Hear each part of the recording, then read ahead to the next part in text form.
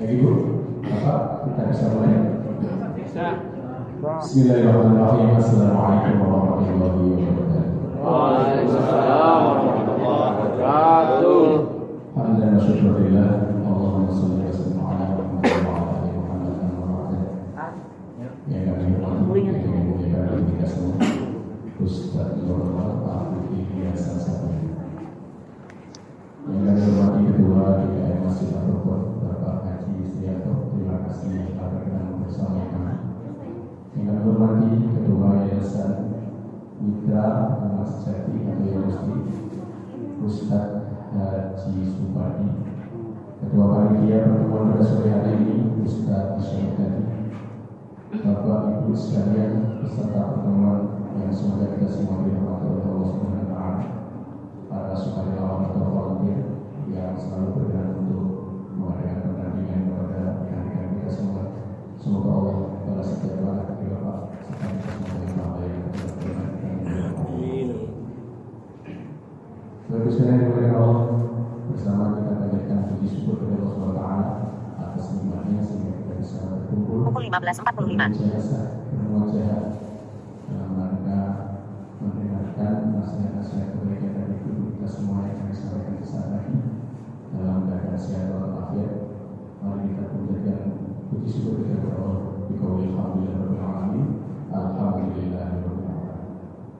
Yang kedua, salawat serta salam semoga selalu terlibat kepada kita Muhammad sallallahu alaihi wasallam. Semua alam tawadan di dunia berapa lebih sebagai kita ada sebaik-baik makhluk serta sebaik-baik akhlak yang menjadi kita. Semoga dengan kita selalu patuh dan menjalani sunnah beliau dan kita syafaat dan bagi saya bersama kita akan mengikuti kajian pada sore hari ini yang akan dilakukan oleh kita semua Ustaz Normal Abu Ilyas Sabari. Kepada beliau di sini.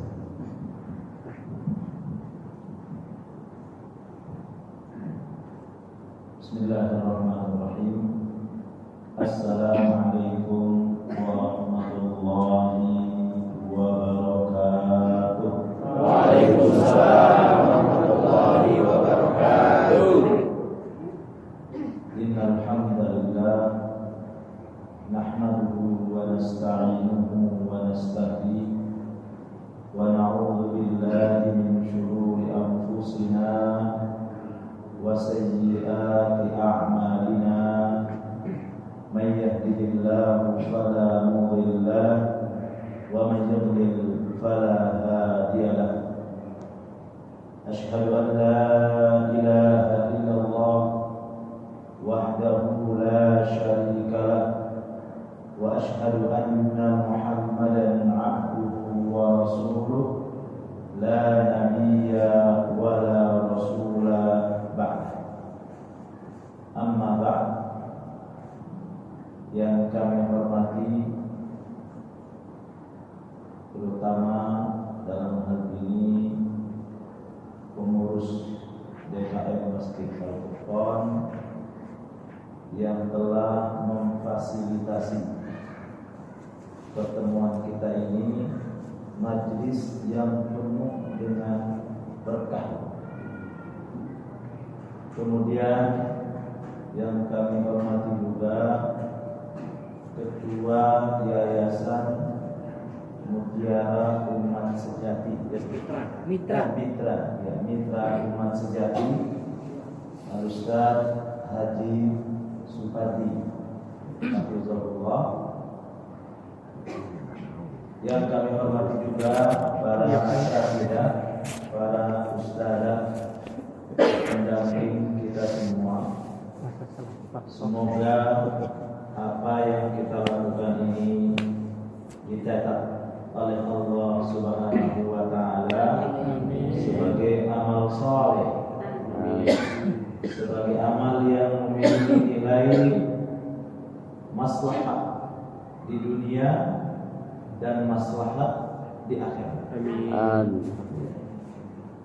Di mana di akhirat kelak tidak ada yang bermanfaat bagi kita semua umat manusia, dari harta yang kita miliki, fasilitas yang kita miliki, kecuali amal yang kita laksanakan dengan ikhlas hanya untuk beribadah kepada Allah Subhanahu wa taala selama kita diberikan umur, kesempatan oleh Allah hidup di dunia ini. Pertama-tama tentunya kita bersyukur kepada Allah Subhanahu wa taala karena kita diberikan nikmat iman. Nikmat inilah yang membuat kita bisa kumpul di tempat yang mulia ini. Nikmat iman inilah yang memisahkan, yang membedakan kita dengan orang-orang yang tidak beriman kepada Allah Subhanahu wa taala. Nikmat iman inilah merupakan nikmat yang terbesar yang diberikan oleh Allah Subhanahu wa taala kepada kita, karena Dialah yang membuat kita selamat di dunia dan di akhirat. Juga nikmat sehat. Masya Allah, hari ini pada waktu yang sama saat ini bisa jadi saudara-saudara kita ada yang tengah terkapar, tak berdaya di rumah sakit atau di rumahnya. Allah Subhanahu wa taala memberikan kita kesehatan. Karenanya senantiasa kita doakan saudara-saudara kita yang kini kurang sehat, yang tengah diberi ujian berupa penyakit, kurang sehat, agar diangkat penyakitnya oleh Allah Subhanahu wa taala. Dan juga nikmat yang lain adalah nikmat kemauan dan nikmat kemampuan. Dua nikmat ini kadang apabila kita maksimalkan, kita akan mampu meraih kesuksesan baik di dunia maupun di akhirat. Banyak orang yang sekarang itu mampu tapi tidak mau. Banyak orang yang mau tapi tidak mampu. Allah Subhanahu wa taala memberikan kita kemauan dan memberikan kita kemampuan sehingga saat ini kita bisa hadir pada majelis yang mulia ini. Selawat dan salam untuk Rasulullah sallallahu alaihi wasallam semoga senantiasa tercurahkan sebagai bukti rasa cinta kita kepada Rasulullah sallallahu alaihi wasallam. Kita senantiasa ucapkan selawat untuk beliau sallallahu alaihi wasallam. Harapan kita semua semoga kelak Rasulullah sallallahu alaihi wasallam setelah diizinkan oleh Allah untuk memberikan syafaat kepada umatnya, kita termasuk yang diberikan syafaat uzma oleh Rasulullah sallallahu alaihi wasallam. Saudaraku yang dimuliakan Allah Subhanahu wa taala,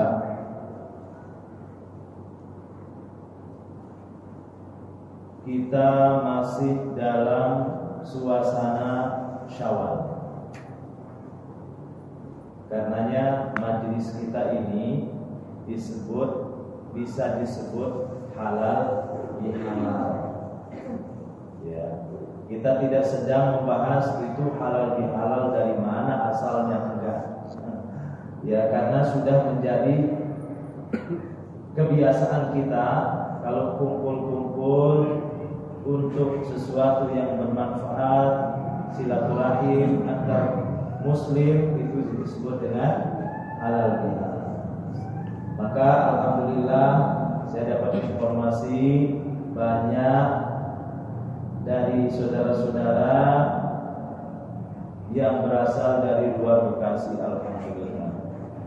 Semoga dalam langkah semangat semua kita di sini hadir di sini dicatat oleh Allah Subhanahu wa taala sebagai amal yang akan membantu kita kelak di akhirat. Berhubungan dengan masih pada suasana Syawal, insya Allah ada di antara kita yang sudah selesai Syawalnya 6 hari, alhamdulillah.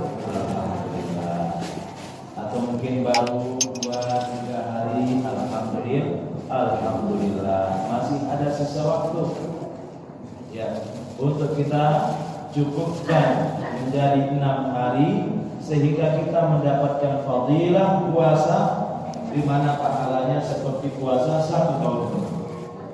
Subhanallah.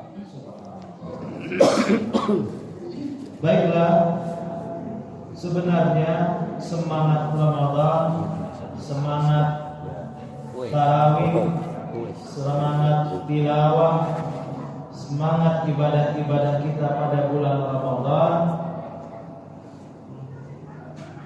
bisa kita lanjutkan setelah bulan Ramadan dengan ibadah-ibadah sunnah. Kalau di bulan Ramadan puasanya wajib, maka di luar Ramadan kita gunakan melalui puasa sunnah. Sholat tarawih di bulan Ramadan, di luar Ramadan kita bisa melanjutkannya dengan qiyamul lail. Tapi sesuatu yang ringan, yang itu bisa kita targetkan di bulan Ramadan,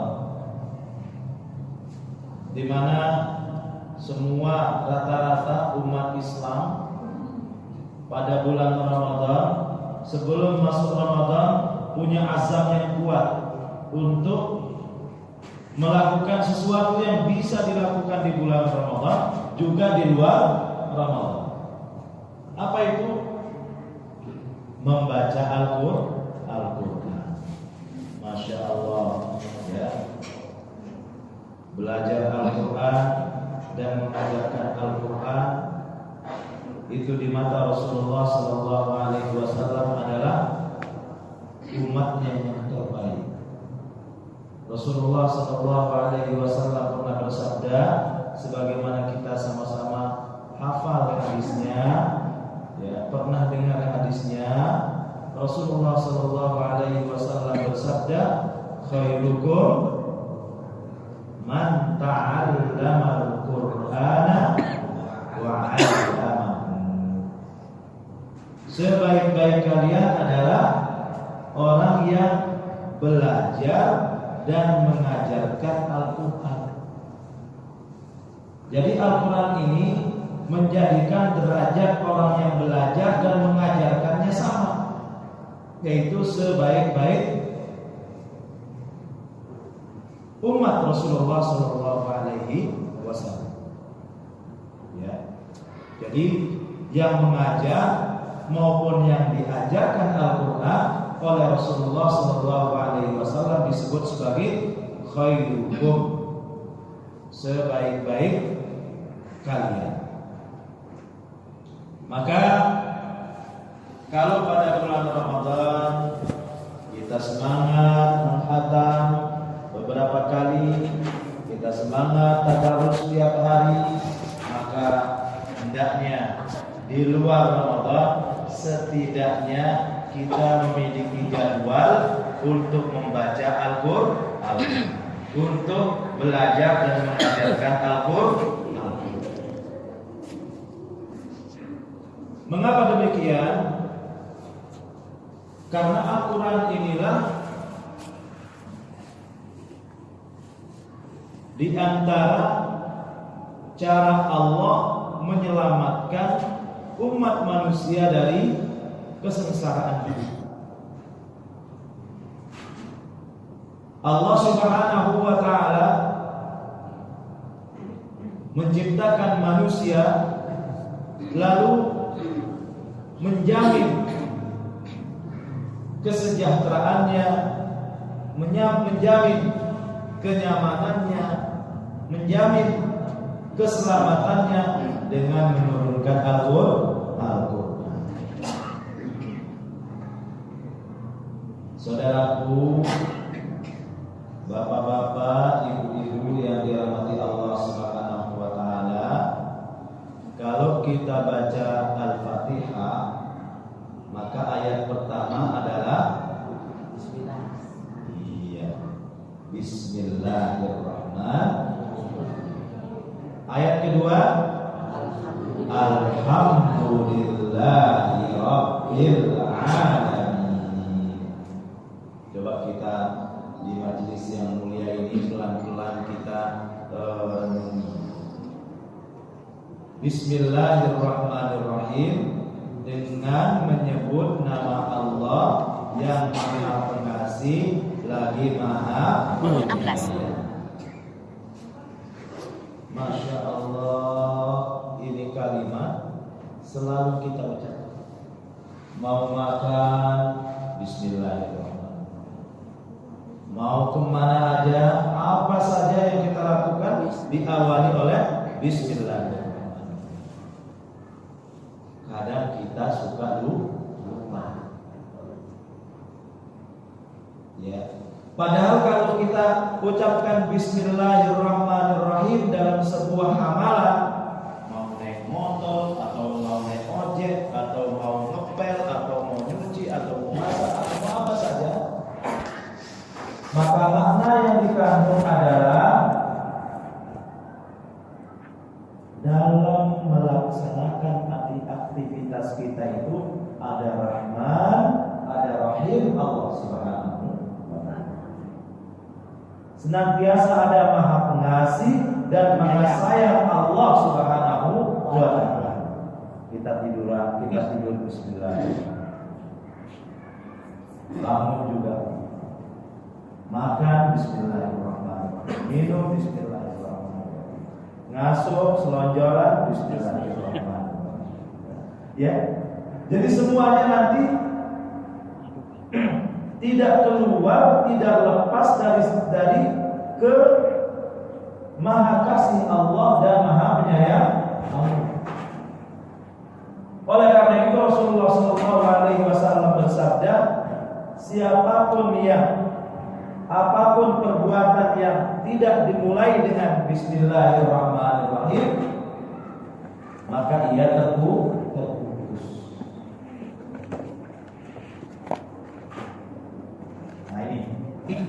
Nah ini adalah ayat pertama dari surah Al-Fatihah. Ayat kedua, Alhamdulillahi Rabbil Alamin.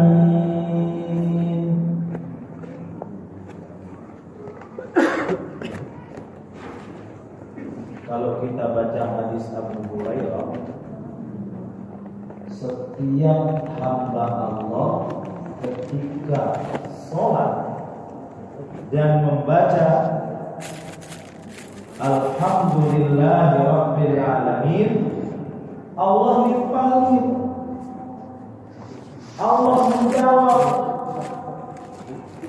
Asna alayya abdi, hambaku memujiku. Masya Allah. Gimana gak enak sholatnya, gimana gak khusyuk sholatnya kalau kita sholatnya sambil ditadabburi. Begitu ketika seorang hamba mengatakan atau membaca Alhamdulillahi Rabbil Alamin, Allah Subhanahu wa ta'ala menjawab, Asna alayya abdi, hambaku tengah memuji. Segala puji bagi Allah Rabbil Alamin, Tuhan alam semesta. pemelihara alam semesta, pencipta alam semesta, yang memberi rizki kepada alam semesta, yang menghidupkan dan mematikan alam semesta. Ini bagian dari makna Rabbul Alamin. Alhamdulillahi Rabbil Alamin. Segala puji bagi Allah, Tuhan semesta alam. Rabb dalam bahasa Arab itu memiliki arti tidak semata Tuhan, tapi Dia yang menciptakan, Allah yang memelihara, Allah yang memberi rizki, Allah yang menghidupkan, Allah yang mematikan. Itu artinya. Sehingga ayat berikutnya, Ar-Rahmanir Rahim, Allah yang Maha Pengasih lagi Maha Penyayang. Perhatikan ibu-ibu, bapak-bapak, saudaraku, setelah Allah Subhanahu wa ta'ala menegaskan bahwa Allah adalah yang menciptakan, yang mengatur, yang memelihara, yang menghidupkan, yang mematikan, yang memberi rezeki alam semesta, Rabbil Alamin. Allah menyebutkan Ar-Rahmanir Rahim, yang Maha Pengasih lagi Maha Penyayang. Dalam sholat Allah Subhanahu wa ta'ala menjawab, Hamidani abdi, hambaku lagi-lagi memuji.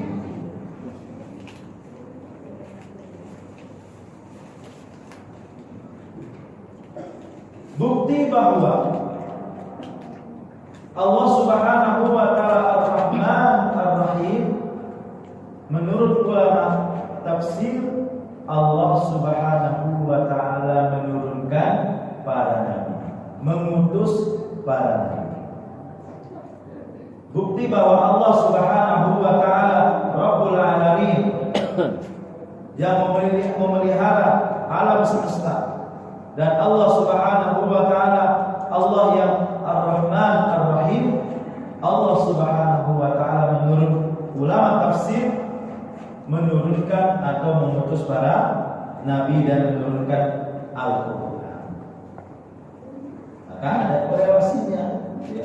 Al-Quran ini diturunkan oleh Allah Subhanahu wa ta'ala agar supaya alam semesta itu terpelihara. Karenanya dijadikanlah Al-Quran itu sebagai apa? Pedoman hidup. Sebagai pedoman hidup. Rasulullah Shallallahu Alaihi Wasallam, Masya Allah, Rasulullah yang sangat mencintai umatnya, sangat mencintai kita, terhitung tidak kurang dari 5 hari sebelum hembusan nafas terakhir. Rasulullah Shallallahu Alaihi Wasallam bersabda, "Taraktu fikum amraini." Saya tinggalkan untuk kalian 2 perkara. Lan tadillu ma in tamassaktum bihima. Kalian tidak akan tersesat selagi kalian berpegang kepada keduanya, kitab Allah wa sunnah Rasulih, kitab Allah dan sunnah Rasul Sallallahu Alaihi Wasallam. Jadi memang Al-Quran ini diturunkan untuk memelihara alam semesta.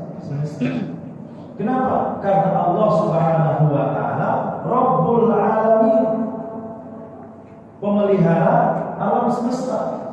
Untuk memelihara alam semesta ini ada panduannya, ada pedomannya, ada petunjuknya, yaitu Al-Qur'an.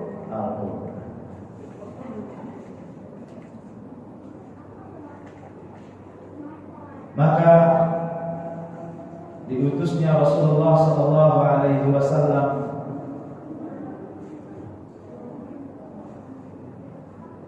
adalah nikmat yang terbesar. Dan meninggalnya Rasulullah sallallahu alaihi wasallam adalah musibah yang terbesar. Karena setelah itu tidak ada lagi wahyu. Yang ada adalah Al-Quran yang diwariskan dari generasi ke generasi sampai kita sekarang. Begitu Rasulullah sallallahu alaihi wasallam meninggal dunia,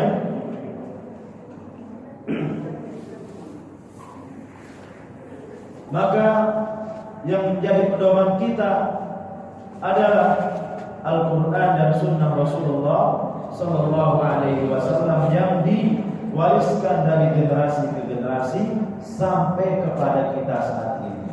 Kita mungkin pernah belajar bagaimana proses pewarisan Al-Quran dari generasi ke generasi sehingga keasliannya terjaga. Tidak seperti kitab-kitab lain.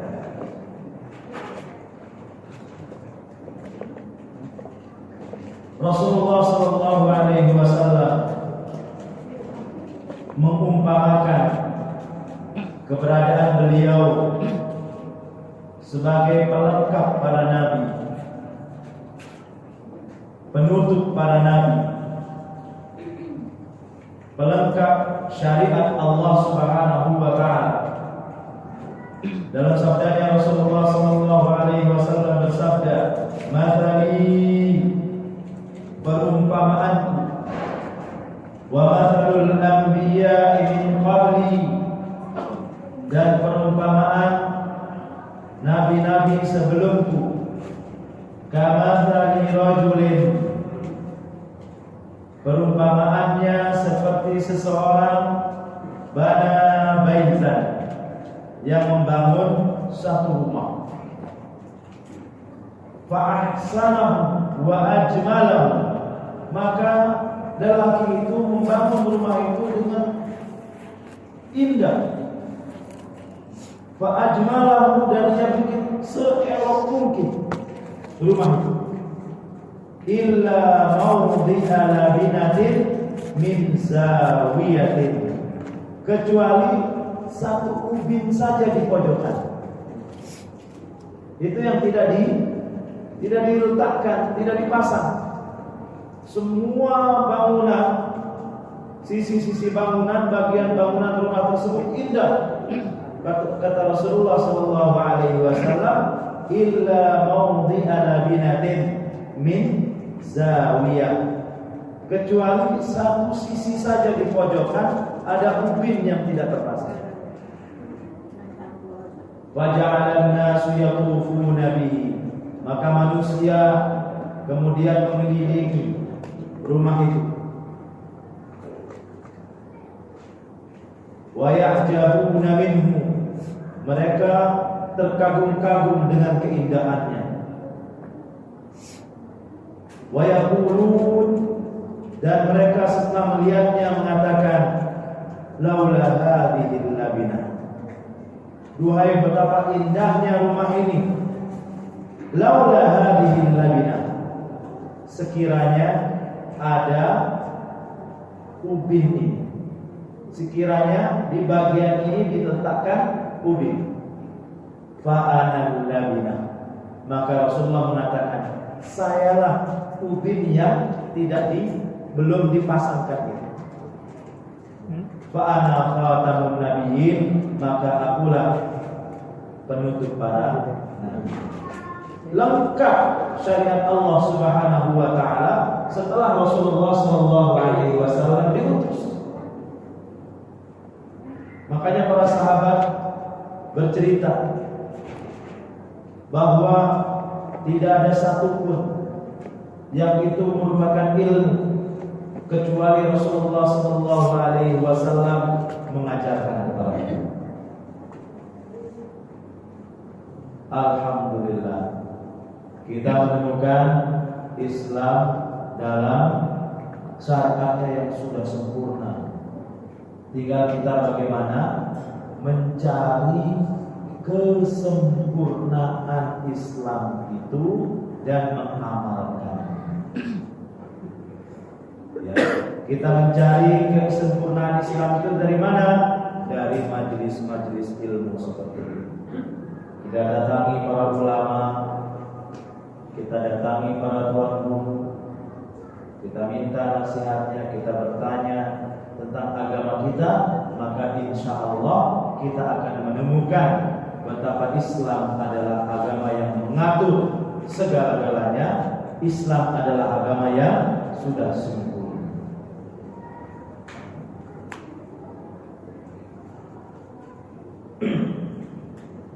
Jadi kembali kepada Pukul 16.15. bulan Syawal yang kita sampai saat ini sudah terakhir kemarin, hari Jumat kemarin adalah Jumat yang ketiga ya bulan Syawal. Iya. Berarti baru 3 Jumat kita tinggalkan Ramadan. Maka kita kembalikan kebiasaan-kebiasaan kita di bulan Ramadan dengan membaca Al-Quran. Kita biasakan untuk kembali membaca Al-Quran.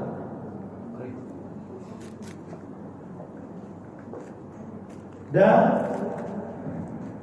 sebagaimana kita pahami bersama, Al-Quran memiliki banyak nama. Al-Quran memiliki banyak nama. Dinamakan Al-Furqan, ya, karena ia membedakan. Ya, karena Al-Quran itu membedakan. Battery level mana yang hak, 80%. mana yang batil. Kemudian dinamakan juga Al-Dzikr, peringatan. Ya, inna nahnu nazzalna dzikra wa inna lahu lahafizun. Banyak nama Al-Quran, tapi yang terkenal, ya, yang kita sama-sama kenal, wahyu Allah itu dikenal umat Islam dengan sebutan Al-Quran dan Kitabullah.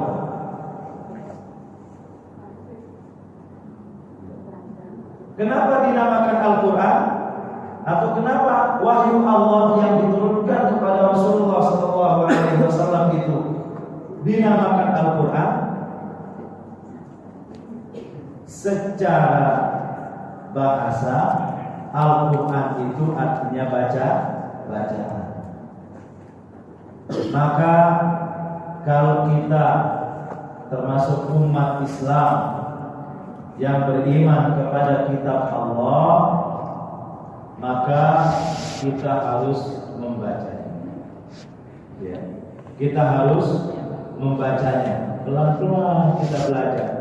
Ya, kita ada metode Iqra atau metode banyak. Kalau dulu saya waktu kecil belajarnya pakai metode Baghdadiyah. Ya, waktu itu kita ngeja alif, ba, ta, a, ba, ta, ya, alif, fathah, a, ba, fathah, ba, gitu. Tapi sekarang sudah banyak metode-metode, ya. Dan itu semua tujuannya supaya kita bisa membaca Kemudian nama lain dari Al-Quran adalah Kitabullah. Ya, disebut Kitabullah. Kitab itu dari kataba, karena memang Al-Quran itu diwariskan kepada kita di samping berupa Al-Quran juga berupa Alkitab. Kalau Al-Quran itu dibaca, ya, secara bahasa artinya dibaca lalu dihafalkan, ya. setelah kita baca dihafalkan, maka lahirlah para penghafal Al-Quran. Alhamdulillah di Bekasi dan juga di daerah-daerah lain rumah-rumah Quran banyak menjamah. Ya, banyak anak-anak kita yang menghafal Al-Quran. Awalnya belajar baca dulu, ya, setelah lancar dia menghafal. Dan dalam sejarah para penghafal Al-Quran ini orang-orang yang turut serta dalam melestarikan kemurnian ayat-ayat Al-Quran. Ya. Kemudian di samping Al-Quran kita wariskan melalui hafalan, juga diwariskan melalui tulisan. Kenapa? Wahyu Allah yang diturunkan kepada Rasulullah SAW ini terkenalnya dengan dua nama ini, Al-Quran dan Kitabullah, karena dalam uji keaslian Al-Quran itu dilihat dari pertama hafalan orang yang menghafal. Hafalan orang yang menghafal ini kemudian disesuaikan dengan catatan kitab, ya, dengan catatan atau versi tulisannya. Jadi menghafal dengan menulis Al-Quran tidak bisa. Ya, anak-anak kita, ya, yang belajar Al-Quran semestinya tidak hanya semangat menghafal Al-Quran, tapi dia juga harus semangat menulis Al-Quran.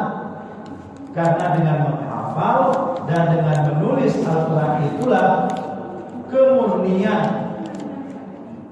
Al-Quran itu terjaga.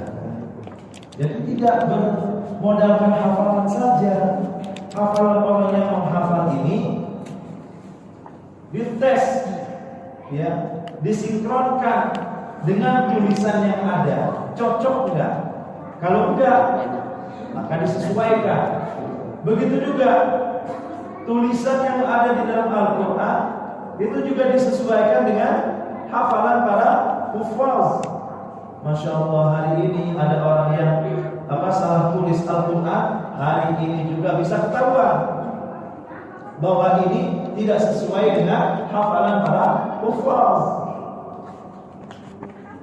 Ini yang membuat kenapa dari sekian nama Al-Quran, nama wahyu Allah yang turun kepada Rasulullah SAW, dua nama yang terkenal, yaitu Kitabullah dan Al-Quran.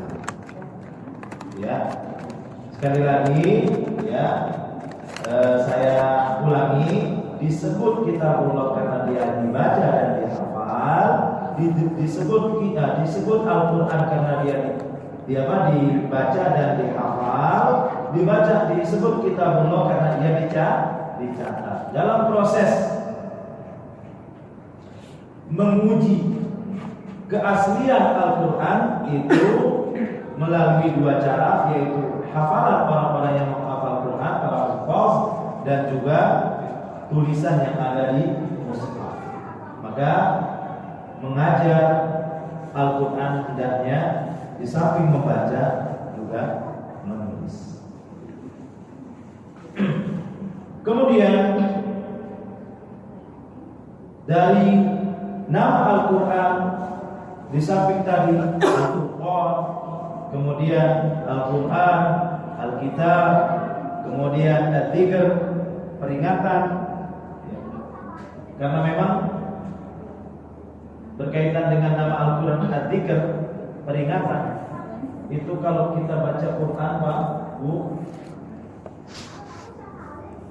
selalu membuat kita baper, ya, membuat kita tersentuh, ya, membuat kita tersentuh. Makanya membaca Al-Quran itu enaknya sendiri, sambil kita renungi artinya, renungi maknanya. Insya Allah Al-Quran itu langsung menghantam diri kita. Ya. Ketika Allah Subhanahu wa Ta'ala misalnya dalam Al-Fatihah, ya, Allah Subhanahu wa Ta'ala berfirman,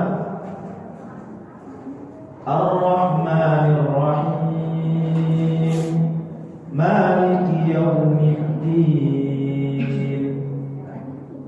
Maliki Yaumiddin. Apa artinya? Penguasa di hari pembalasan.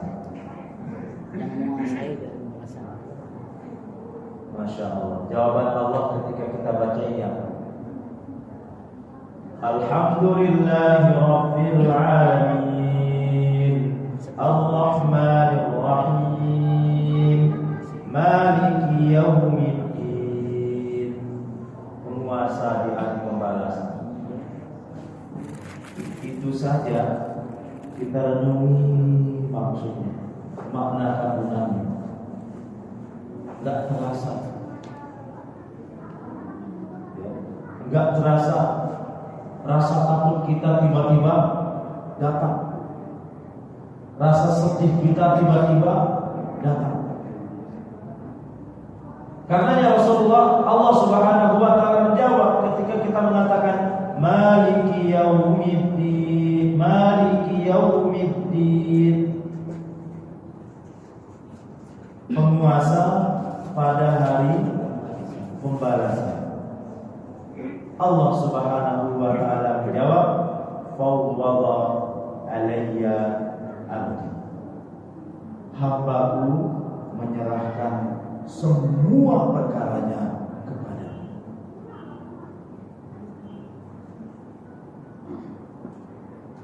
Iyyaka na'budu wa iyyaka nasta'in. Hanya kepadamu kami menyembah dan hanya kepadamu kami meminta pertolongan. Allah menjawab dengan mengatakan, Hada baini wa baina abdi. Ini adalah garis pemisah antara aku dengan hamba. Bahwa iyyaka na'budu itu adalah kewajiban hamba, hanya kepadamu kami menyembah. Wa iyyaka nasta'in, dan kepadamu kami meminta pertolongan. Ini adalah pemisahan antara diriku, kata Allah, dan hamba, di mana hamba harus menghamba kepada Allah Subhanahu wa Ta'ala. Dan Allah ketika hambanya telah menghamba kepada Allah Subhanahu wa Ta'ala, maka akan datang pertolongan. Karena Allah Subhanahu wa Ta'ala mengawali iyyaka na'budu, baru kemudian iyyaka nasta'in. Pertolongan itu akan datang sesuai dengan penghambaan kita kepada Allah Subhanahu wa Ta'ala. Maka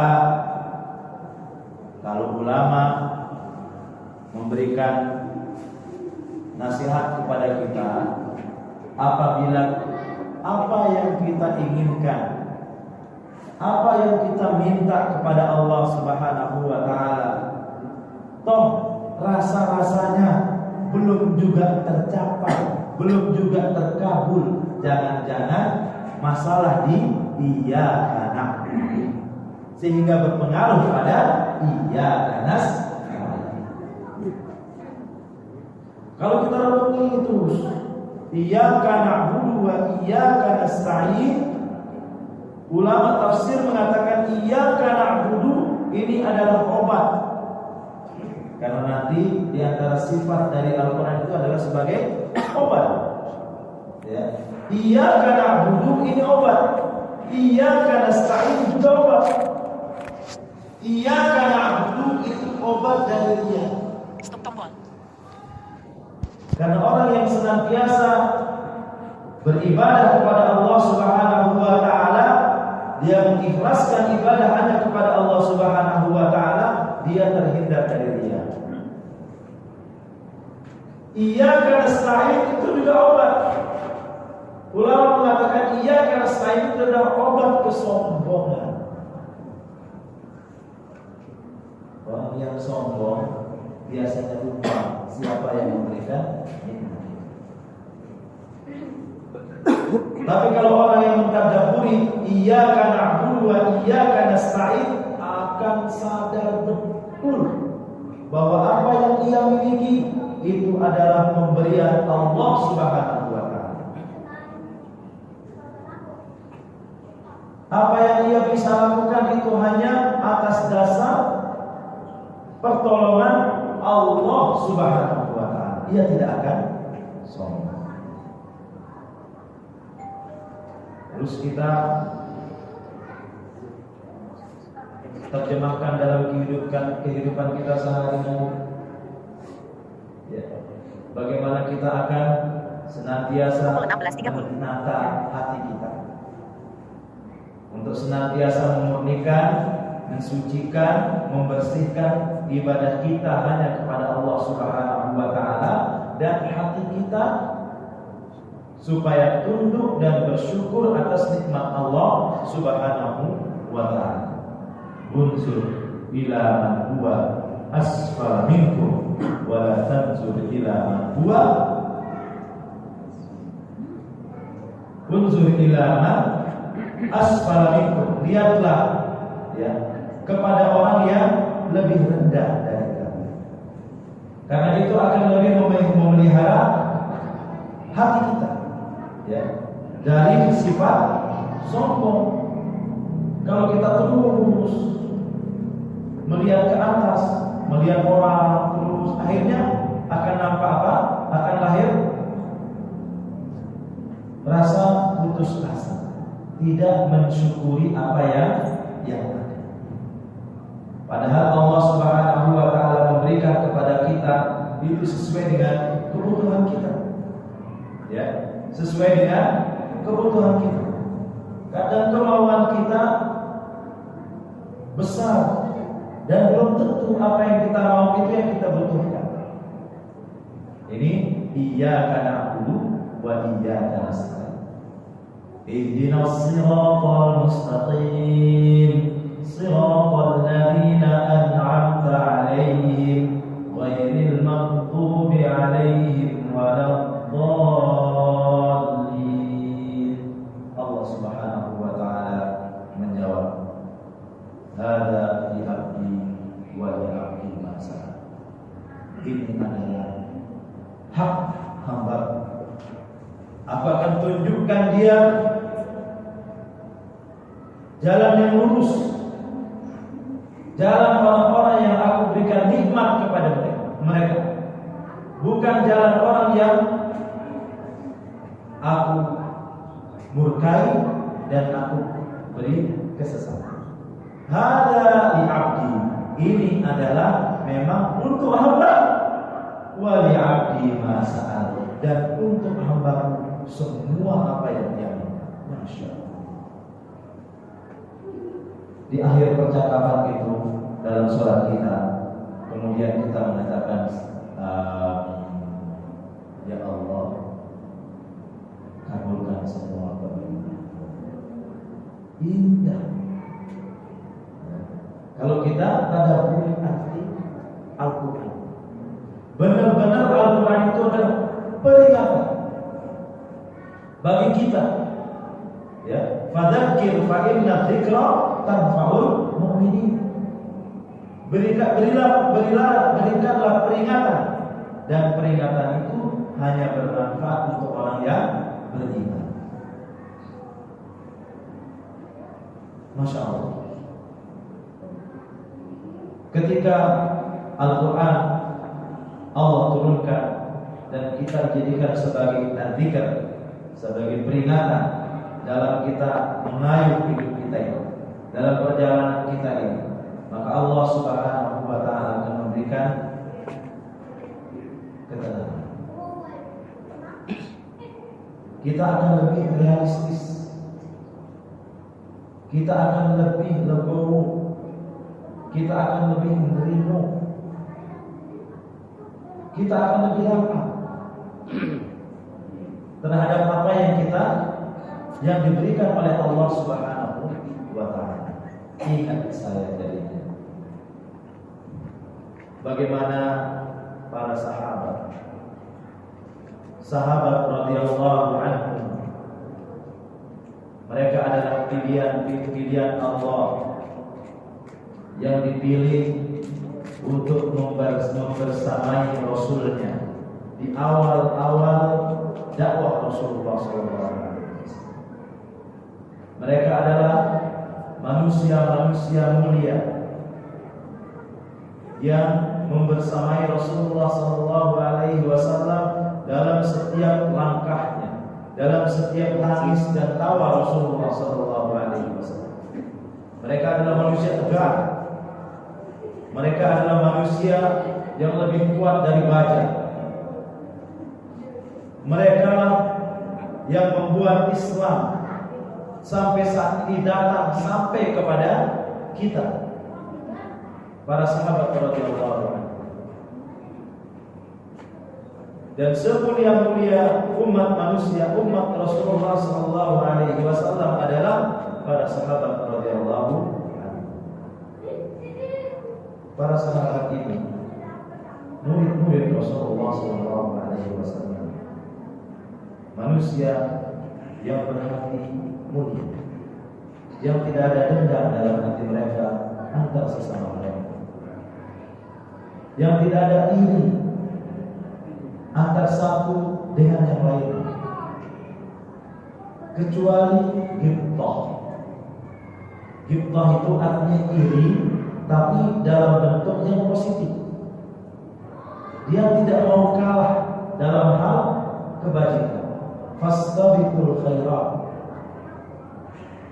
Sahabat-sahabat Rasulullah SAW ini adalah sahabat-sahabat yang tidak punya.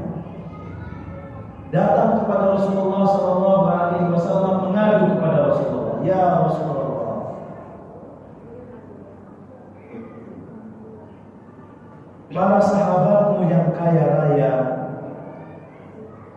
telah menghabiskan semua pahala. Mereka bersedekah, ada harta yang mereka sedekah. Mereka berpuasa, mereka kuat untuk puasa, mereka kuat untuk beribadah, mereka fasilitas ada untuk beribadah.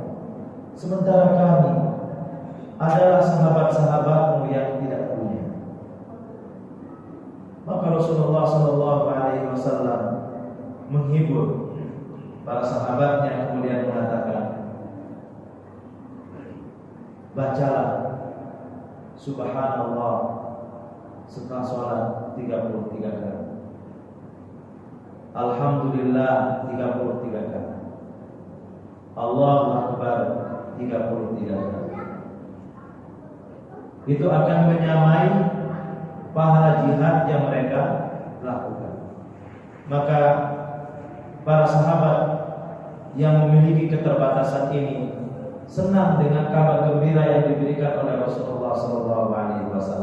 Besok mereka setelah sholat membaca surah Al-Baqarah. Alhamdulillah, Alhamdulillah, Allahu Akbar, Allah. Para sahabat yang kaya mulia, dan mereka tidak mau tertinggal atas kebaikan yang ada pada sahabat yang lain. Para sahabat yang kaya ikut bertasbih sebagaimana tasbih para sahabat yang miskin. Subhanallah, Subhanallah, Alhamdulillah, Alhamdulillah, Allahu Akbar setelah sholat.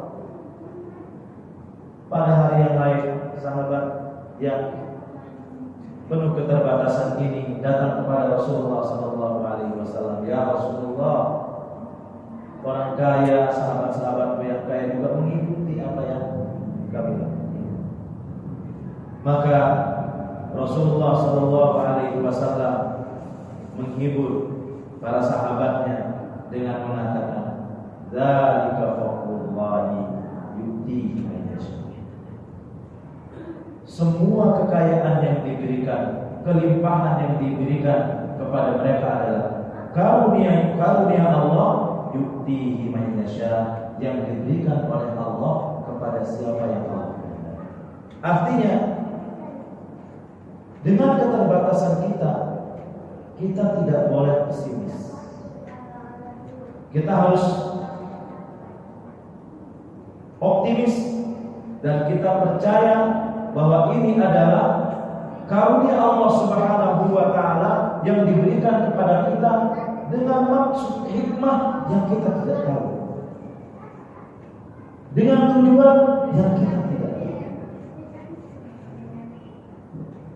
Allah Subhanahu wa taala memberikan hikmah, memberikan sesuatu sesuai dengan kebutuhan dan untuk kemaslahatan umat manusia, kemaslahatan hamba-Nya. Maka kalau kita kembalikan ke sini, maka kita akan memiliki semangat sebagaimana para sahabat semangat dalam memperjuangkan, dalam membela agama Rasulullah sallallahu alaihi wasallam. Saudaraku, bapak-bapak dan ibu-ibu yang dirahmati Allah Subhanahu wa taala. Kemudian di samping Al-Qur'an yang kita harus pelajari, kita harus baca, kita harus tadabburi, satu lagi warisan Rasulullah sallallahu alaihi wasallam yang diberikan kepada kita adalah hadis Rasulullah sallallahu alaihi wasallam. Al-Qur'an adalah firman Allah. Hadis adalah keterangan dari firman Allah Subhanahu wa taala. Kita tidak cukup hanya dengan Al-Qur'an. Karena Al-Qur'an menjelaskan bahwa fungsi Rasulullah sallallahu alaihi wasallam diutus adalah untuk menjelaskan ayat-ayat yang ada di dalam Al-Qur'an. Maka setelah kita mempelajari Al-Qur'an, ayo kita juga mempelajari hadis Rasulullah sallallahu alaihi wasallam. Kita mempelajari hadis Rasulullah sallallahu alaihi wasallam, maka kita akan menemukan bagaimana penafsiran Rasulullah sallallahu alaihi wasallam.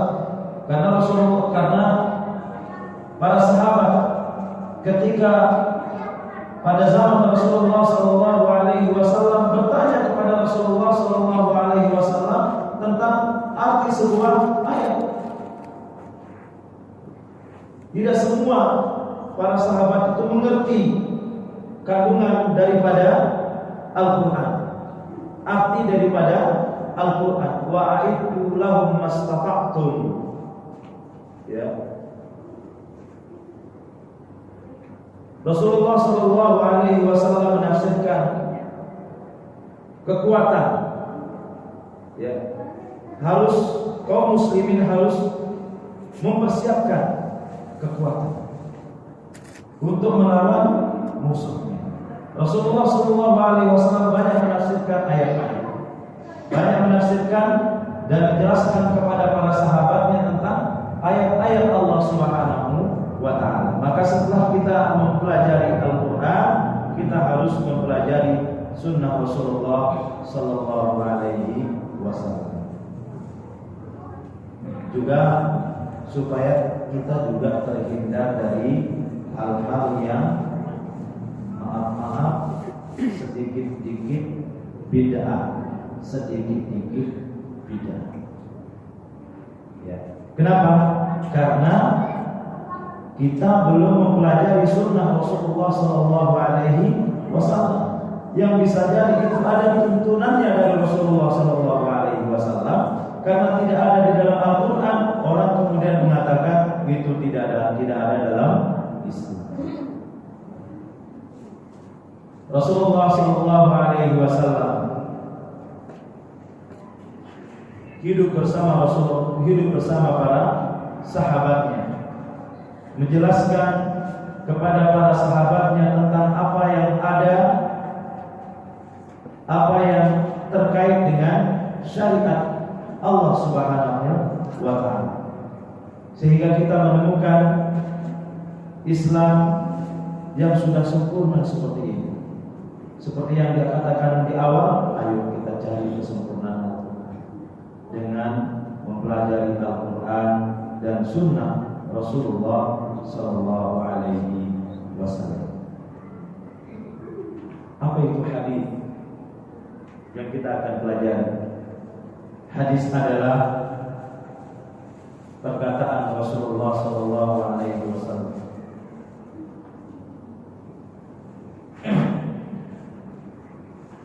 Hadis Rasulullah, hadis adalah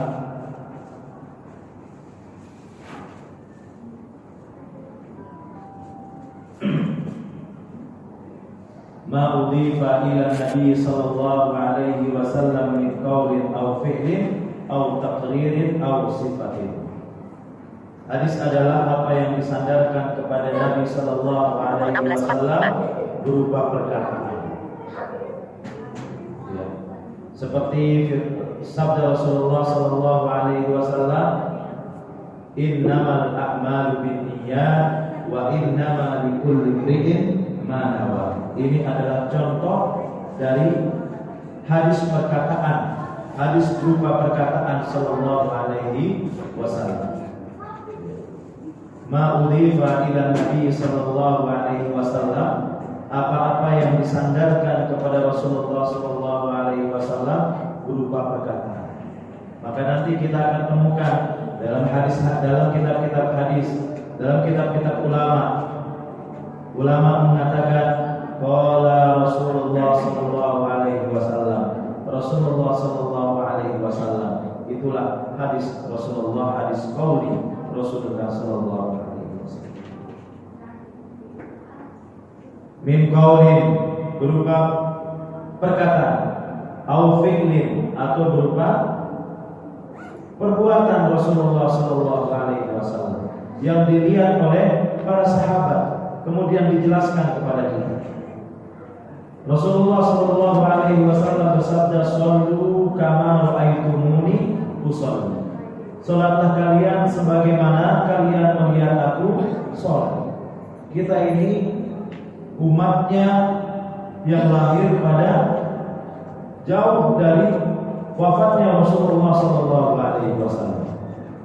Dari mana kita dapatkan pedoman tentang salatnya Rasulullah sallallahu alaihi wasallam?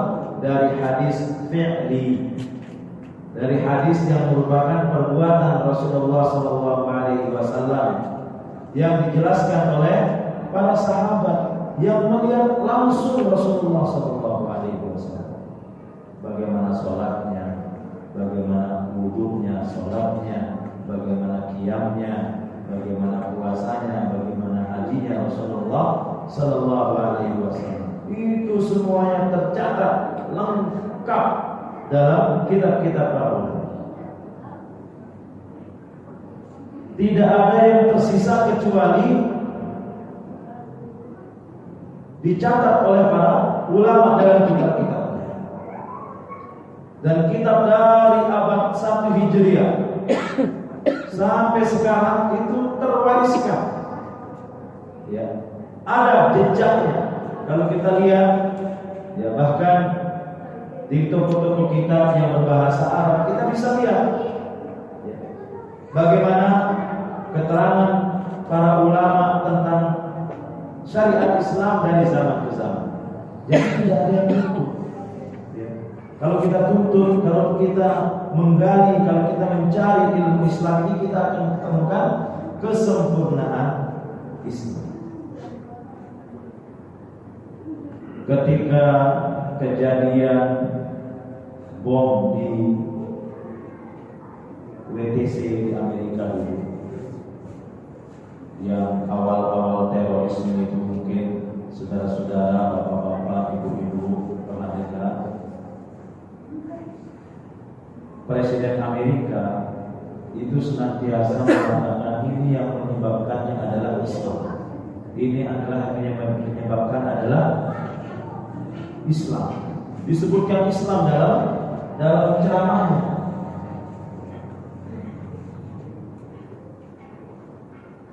Seorang syekh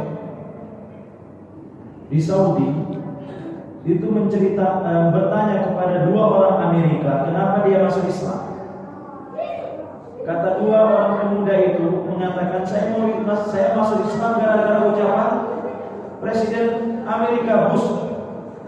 Ketika terjadi pengeboman itu dia selalu mengatakan Islam, Islam, Islam.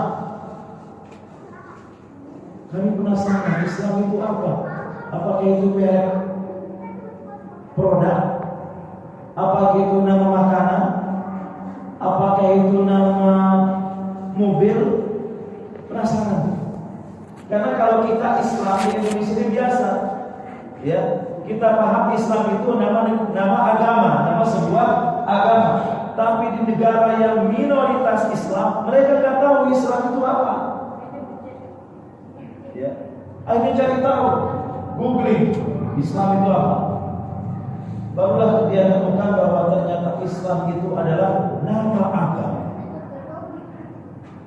Lalu dicari terus, ya, dicari kenapa Islam itu begitu dibenci.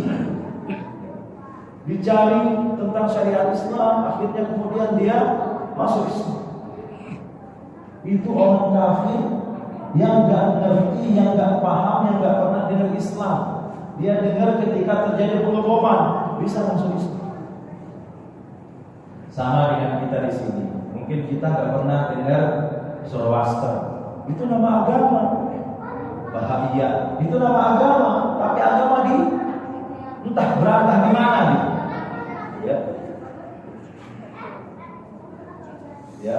Banyak agama-agama yang batil itu banyak. Ya. Dan di Amerika itu Islam itu nggak kedengeran sebagaimana di sebagian orang tentunya. Ya. Begitu dengar Islam dituduh mengebom dua pemuda Amerika ini masuk Islam. Setelah dicari di Google Islam, oh ternyata Islam itu nama agama. Subhanallah. Itulah cara Allah Subhanahu wa taala memberikan hidayah kepada siapapun yang Dia kehendaki. Ayo kita cari Islam ini. Kemurnian, keluasan ilmu Islam ini kita cari dengan awalnya memang pintu yang paling bagus itu adalah dengan belajar Al-Quran. Kemudian hadis Rasulullah SAW. Ya, kalau ada kesempatan kita belajar bahasa Arab. Ya. Kalau belum kita, anak-anak kita. Ya. Karena bahasa Arab ini bahasa Arab yang dengannya Al-Quran diturunkan, bahasa yang dengannya Rasulullah SAW berbicara. Al-Quran dan hadis itu berbahasa Arab. Ulama-ulama mewariskan ilmunya juga dengan kitab-kitab berbahasa Arab. Seringkali saya motivasi kepada siapapun yang mau belajar bahasa Arab.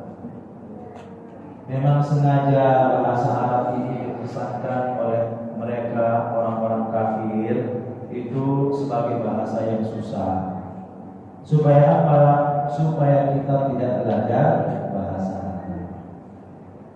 Kalau kita tidak ngerti bahasa Arab, maka kita tidak akan ngerti syariat Islam. Kalau kita tidak ngerti bahasa Arab, kita tidak bisa mengerti bahasanya para sahabat, para tabi'in, para tabi'in. Kalau kita tidak ngerti bahasa Arab, kita tidak mendapatkan semangat membela agama para sahabat, tabi'in dan tabi'in. Kalau kita tidak ngerti bahasa Arab, kita tidak akan bisa membaca sejarah. Anak-anak kita tidak akan tahu sejarah Islam. Islam ini sudah pernah berjaya berabad-abad lamanya. itu tertulis sejarah itu dalam kitab berbahasa Arab. Kalau anak-anak kita membaca kitab itu, dia tahu kapan umat Islam itu lemah dan bagaimana dia bangkit kembali. Apa penyebabnya lemah dan apa yang menyebabkan dia bangkit kembali sampai menguasai dunia berabad-abad. Lah, orang Amerika, orang Inggris, dan orang Barat sekarang ini belum sampai 1 abad menguasai dunia. Mereka menguasai dunia setidaknya dari tahun 1924 sampai sekarang. Belum berabad-abad. Umat Islam itu dari Rasulullah SAW diutus sampai tahun 1924 Masehi menguasai dunia. Dan sejarah itu tercatat dalam buku-buku sejarah berbahasa Arab. Kalau anak-anak kita bisa membaca, dia tahu bagaimana umat Islam bangkit dari keterpurukannya, apa penyebab umat Islam itu terpuruk. Maka ayo kita belajar Al-Quran, belajar hadis, dan juga belajar bahasa. Demikian mungkin pada kesempatan sore hari ini, ya, kalau boleh disimpulkan, ya bisa disimpulkan sendiri ya,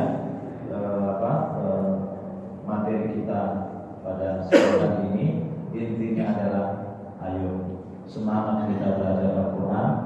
Khairukum man ta'allama Al-Quran wa 'allama.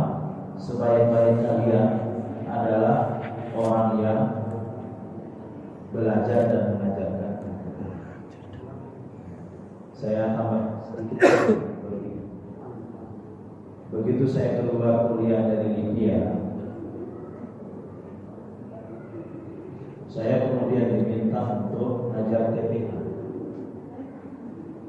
Beberapa bulan setelahnya saya balik ke kampus untuk main, ketemu sama dosen dari Mesir.